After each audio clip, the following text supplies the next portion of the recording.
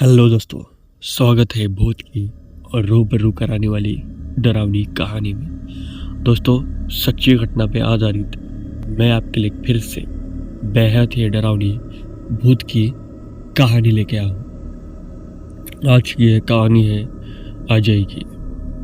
यह घटना अजय के साथ 2003 में हुई थी, जब अजय गांव छोड़कर शहर में काम करने के लिए गया था। तो चलिए दोस्तों, सुनते हैं अजय की बेहद ही डरावनी ये कहानी। मेरी 10th की पढ़ाई कंप्लीट हो चुकी थी। मेरे काफ़ी दोस्त गांव छोड़कर शहर चले गए थे। मुझे भी शहर जाने का बहुत मन था। तब मेरे दोस्त ने मुझे शहर बुलाया एक जगह पर काम करने के लिए। तो मैं बेहद ही ज़्यादा खुश था। मुझे शहर जाने का, घूमने का मेरा बहुत मन था। तो मेरे दोस्त ने एक जगह पर बुलाया। मैंने मेरा पूरा सामान पैक कर दिया और मेरे माँ बाप को भी ना बताते मैं शहर चला गया। पुणे में एक जगह है, मैं उस जगह का नाम नहीं बताऊंगा क्योंकि अभी उस जगह पर काफ़ी सारे लोग रहते हैं।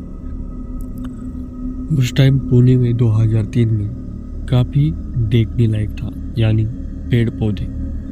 पुणे में उस टाइम पेड़ पौधे बहुत ही बड़े बड़े पेड़ और पूरा शहर पेड़ों से घिरा हुआ था, जिसकी वजह से वहाँ का जो वातावरण है वो बेहद ही अच्छा था, बहुत ही मन लगता था। मैं एक जगह पर काम देखने के लिए चला गया। वो जगह थी होटल की कैंटीन। वो एक बहुत ही बड़ा होटल था और उस होटल की एक बहुत ही बड़ी कैंटीन थी। तो उस जगह पर मैं गया था। मैं होटल के पिछले वाले गेट पर सिक्योरिटी गार्ड करने लगा था। तो जब मैं उस जगह पर गया था तो मैं वहाँ जाने के बाद बेहद ही ज़्यादा खुश था। और दिक्कत ये थी कि वो होटल थोड़ा शहर से बाहर था और जिसकी वजह से उसके साइड में पेड़ पौधे बहुत ज़्यादा थे। अच्छा भी लगता था और डर भी, ये दोनों साथ थे। तो मुझे तो काम बेहद ही ज़्यादा पसंद आ गया था, क्योंकि दिन भर सिक्योरिटी की गार्ड एकदम कुर्सी पर बैठना था और जो आ रहा है जा रहा है उस पर नज़र रखना, और 3 टाइम होटल का खाना था, जिसकी वजह से मैंने काम के लिए हाँ कर दिया। तो पगार उस टाइम मुझे वो 3000 पगार दे रहे थे। तो काम उधर 12-12 घंटे के 2 शिफ्ट में था, एक नाइट और एक डे। तो मैं अभी डे में उधर काम कर रहा था, डे वाली शिफ्ट थी। तो 5-6 दिन काम पर हो चुके थे। वहाँ पर मेरी जान पहचान थोड़ी सी हो गई थी मेरे 1-2 दोस्तों से। तो हम 2-3 लोग ऐसे वहाँ पर बैठे थे। मेरे साइड में 2 दोस्त थे, तो हम सब बात कर रहे थे। तो एक ने पूछा अभी आज नाइट को कौन आने वाला है। तो दूसरे बंदे ने कहा आज मेरा नंबर है, आज मैं आ जाऊँगा। तो उसने कहा ठीक है भाई, आ जाना, लेकिन ज़रा संभल कर। देख, गलती से भी अगर बाहर गया तो तू वहाँ का ही रह जाएगा। तो देख लेना, जिस जगह पर हमारा काम है उस जगह पर बैठ जाना। मैं तो पिछली बार की तरह पी कर और गया था और वहाँ से जो गायब हुआ था वो तो सीधा कहाँ मिला था तुझे पता है ना। तो इसलिए थोड़ा संभल के, उस दोस्त ने ऐसे कहा। ये बात मुझे कुछ समझ नहीं आई। मुझे लगा ये मजाक में कुछ ऐसे कह रहे थे। और फिर से उस दोस्त ने कहा देख लेना, फिर से बता रहा हूँ, बाहर मत निकलना। तो उस दोस्त ने कहा अब नहीं बाहर निकलूंगा, चाहे वहाँ बाहर अप्सरा भी आए, मैं बाहर नहीं निकलूंगा। तो ये दोनों ऐसे बातचीत कर रहे थे। मैंने बीच में ही टोक दिया, क्यों भाई, बाहर क्यों नहीं निकलना।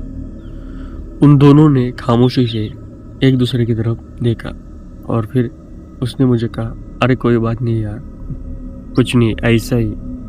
तू भी जब नाइट में यहाँ पर आएगा तो ये जो कैबिन है अपना सिक्योरिटी ऑफिस का, तो उस कैबिन से बाहर नहीं निकलेगा। जो भी कोई आएगा वो गेट के अंदर आएगा, फिर हमारे कैबिन पर आएगा, उससे पूछताछ कर लेना, फिर उसको अंदर भेज देना, लेकिन तुम गेट के बाहर मत जाना। उसने मुझे ऐसे कहा। मैंने बोला ठीक है, मैं क्यों गेट के बाहर जाऊँगा, मैं तो अपनी कुर्सी पर बैठा रहूँगा। तो फिर दोस्तों की बातचीत हो गई थी। तो अगले दिन क्या हुआ, काउंटर पर हम 2-3 लोग बैठे थे। तो जो बंदा था वो छुट्टी मांग रहा था क्योंकि वो जाने वाला, नाइट को वो आने वाला नहीं था। तो वो बोल रहा था मुझे छुट्टी चाहिए, थोड़ा मेरा काम निकला है, मैं नाइट को आज नहीं आऊँगा। तो जो सुपरवाइज़र था तो उसने 2-3 लोगों से, जो पुराने लोग थे, उनसे पूछा भाई कोई तो नाइट में आ जा, क्योंकि ड्यूटी तो करनी पड़ेगी, एक बंदा यहाँ पर ड्यूटी नहीं कर सकता, 2 चाहिए। तो एक आगे पिछले वाले गेट पर था और एक अगले वाले गेट पर था, तो ऐसे 2 बंदे थे। तो सुपरवाइज़र सबको रिक्वेस्ट कर रहा था, लेकिन सब बोल रहे थे नहीं, आज हमारा जो दिन का काम है वो हम दिन का कर पूरा थक चुके हैं, हमसे 2-2 डबल ड्यूटियाँ नहीं हो सकती। तो ये सब देख के मैं थोड़ा मुझे अच्छा नहीं लग रहा था, क्योंकि वो सुपरवाइज़र इतनी रिक्वेस्ट कर रहा था तो मेरा मन नहीं किया। मैंने बोला सर मैं आज करूँ क्या? तो उसने मेरी तरफ देखा, अरे नहीं यार तुम नहीं हो अभी, तुम्हें थोड़ा पता नहीं, तुम बाद में आगे चल के कभी कर लेना। मैंने कहा कोई बात नहीं सर, मैं कर लूँगा। तो नाइट को मैं वहाँ पर आ चुका था काम के। तो जैसे जैसे शाम का टाइम हुआ था, वो जो पिछले वाला रास्ता था, वो इलाका, वो शाम सुम हो गया। यानी धीरे धीरे धीरे सब वहाँ की भीड़ जो है हट गई थी। भीड़ भी वहाँ पर ज़्यादा नहीं थी, लेकिन जो इक्का दुक्का लोग भी आ रहे थे अभी वो कम हो चुकी थी। दिन ढल रहा था। जो बड़े बड़े पेड़ है जिनकी टहनियाँ रोड पर आई थी, वो अभी काली परछाई में बिखर गई थी। पूरा अंधेरा छा गया था। पिछले वाले गेट पर लाइट हमारे सिर्फ सिक्योरिटी कैबिन पर थी, सिक्योरिटी ऑफिस और गेट पर। और जो रास्ता था, जो गेट के सामने, वहाँ पर लाइट नहीं थी। आगे चल के कहीं लाइट थी, लेकिन कहीं जल रही थी तो कहीं नहीं जल रही थी।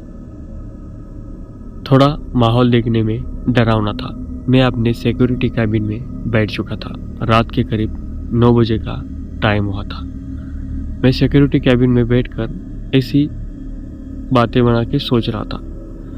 तो तभी मुझे गेट के पास किसी की दस्तक हुई, आवाज़ आई। गेट, जो लोहे का गेट था, वो थोड़ा पीछे सरक गया।